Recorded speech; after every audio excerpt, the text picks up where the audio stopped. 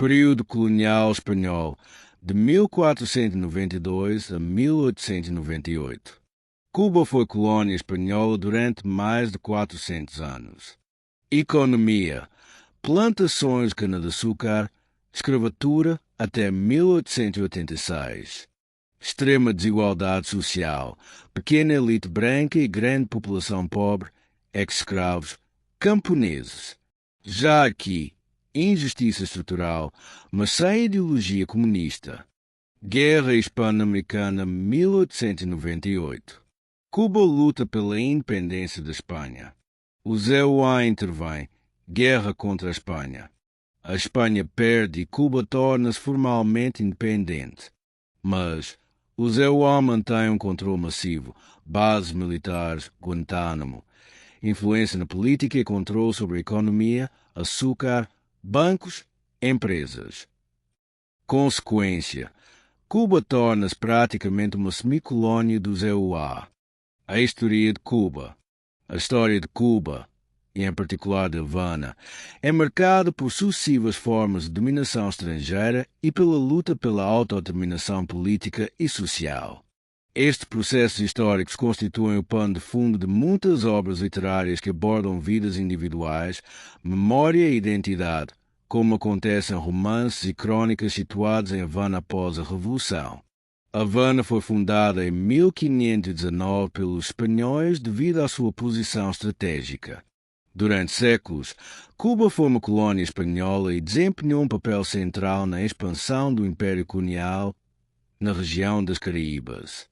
A economia baseava sobretudo na produção de açúcar, associada à escravatura e a profundas desigualdades sociais. A maioria da população vivia na pobreza, com pouco acesso à educação e sem participação política. Em 1898, com o fim da Guerra Hispano-Americana, a Espanha perdeu Cuba e os Estados Unidos assumiram o controle da ilha. Embora Cuba se tenha tornado formalmente independente, permaneceu fortemente dependente do ZEUA a nível econômico, político e militar. Empresas norte-americanas dominaram setores essenciais da economia e o ZEUA reservaram para si o direito de intervir nos assuntos internos do país. Para muitos cubanos, esta situação foi sentida como uma traição à luta pela verdadeira independência. Durante a primeira metade do século XX, esta dependência intensificou-se, sobretudo sob o regime autoritário de Fulgêncio Batista, apoiado pelos Estados Unidos. Havana tornou-se um centro turístico marcado pelo luxo, pelos casinos e pela corrupção, enquanto grande parte da população continuava a viver em condições precárias. A desigualdade social, a repressão política e a falta de soberania alimentaram o descontentamento popular. Durante a primeira metade do século XX, esta dependência intensificou-se, sobretudo sob o regime autoritário de Fulgêncio Batista, apoiado pelos Estados Unidos. Havana tornou-se um centro turístico marcado pelo luxo, pelos casinos e pela corrupção, enquanto grande parte da população continuava a viver em condições precárias. A desigualdade social, a repressão política e a falta de soberania alimentaram o descontentamento popular. A Revolução Cubana de 1959, liderada por Fidel Castro, surgiu como resposta a esta situação. Inicialmente, o movimento tinha um caráter sobretudo nacionalista social, defendendo justiça social e independência. No entanto, após a imposição de sanções econômicas pelos Estados Unidos e o isolamento internacional, Cuba aproximou-se da União Soviética. O socialismo tornou-se o sistema oficial, não apenas por convicção ideológica, mas também por necessidade política e econômica. O país transformou-se numa ditadura de partido único, marcada por limitações às liberdades individuais, dificuldades econômicas e baixos níveis de vida, agravados pelo embargo norte-americano. Este contexto histórico ajuda a compreender muitas obras literárias centradas em experiências humanas simples e individuais. Deste modo, a história de Cuba e de Havana cruza-se com narrativas pessoais que dão voz a quem raramente aparece nos discursos oficiais. A literatura torna visível como os grandes sistemas políticos influenciam a vida das pessoas comuns, mostrando, para além das ideologias e do poder, são as experiências humanas que permanecem centrais. Eva, Newris, obrigado por me teres emprestado Deus não morra em Havana. Estou a gostar muito do livro, mas sinto que me falta contexto histórico. Podes ajudar-me a compreender melhor o que aconteceu em Cuba? Newris, claro, Eva. Para perceberes o livro, é importante perceberes a história do país. Havana não é apenas um cenário, é quase uma personagem. A nossa história está cheia de perdas, de esperanças e de desilusões. Eva, eu sei que Cuba foi uma colónia espanhola durante muito tempo. Isso ainda influencia a vida hoje? Newris, sim, muito. Havana foi fundada pelos espanhóis em 1519 e durante séculos Cuba viveu do açúcar e da escravatura. Houve sempre grandes desigualdades sociais. A maioria das pessoas trabalhava muito e tinha muito pouco. Eva, e depois veio a independência de Espanha, certo? Isso não foi uma libertação verdadeira? Newris, foi não foi?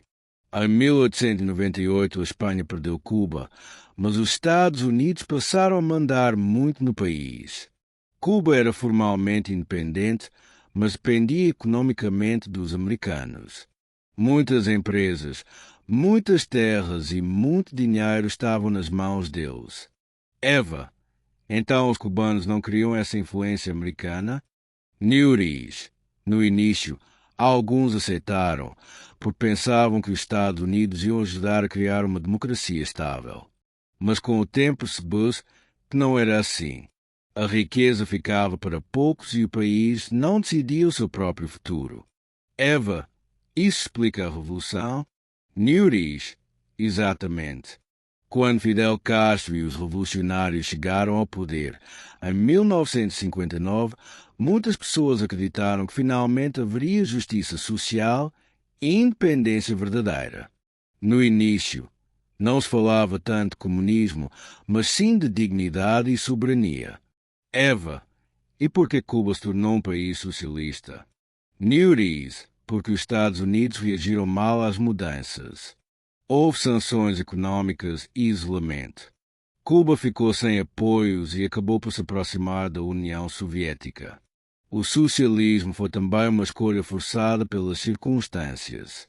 Eva, no livro sente muita tristeza, cansaço e ironia. Isso vem dessa história? Newris, sim. A Revolução trouxe esperança, mas com o tempo transformou-se num sistema fechado, com poucas liberdades e muitas dificuldades econômicas. As pessoas aprenderam a sobreviver, a rir da própria situação, a viver com pouco. Eva, isso faz-me lembrar a crônica do José Saramago sobre a avó dele. Pessoas simples, fora da política, mas muito ligadas à vida. Newris é uma comparação muito bonita. Em Cuba há muitas avós de Saramago, pessoas que não entendem política nem ideologia, mas sentem profundamente a vida, a beleza, a dor e a perda. O livro fala muito dessas pessoas. Eva, então, para compreender o romance, é preciso olhar menos para a ideologia e mais para as vidas concretas? Newris, exatamente. Havana é feita de histórias pequenas, de memórias, de pessoas cansadas mas ainda sensíveis ao mundo. Sem essa história, o livro perde metade do sentido. Eva, obrigada, Newris. Agora sinto que leio o livro com outros olhos. Newris, de nada, Eva. Ler sobre Havana é também uma forma de ouvir quem lá viveu. Eva, Newris, ainda não percebo bem. Se Cuba era socialista e tinha muitas regras, como é que tu conseguiste vir para a Madeira? Não era tão fechado como a DDR? Newris, risos. Não, Eva. Cuba tinha regras, mas não era totalmente impossível sair. Depois da Revolução, muita gente conseguiu emigrar, sobretudo para os Estados Unidos ou para a Europa. Havia controles e autorizações, Mas quem queria e planeava com cuidado podia ir-se embora. Eva. Então não havia prisão ou perigo de ser impedida de sair, como na Alemanha Oriental. Neuris, exato. Na DDR era muito diferente. Lá, fugir era quase impossível sem arriscar a vida. As fronteiras eram vigiadas, atiravam sobre quem tentasse fugir. Em Cuba, não era perfeito, havia limitações e muita burocracia, mas a saída era possível. Eva, entendo. Então a tua vinda para Madeira foi legal e planeada? Neuris, sim. Planeei com cuidado, tratei de documentos e quando tive oportunidade, aproveitei.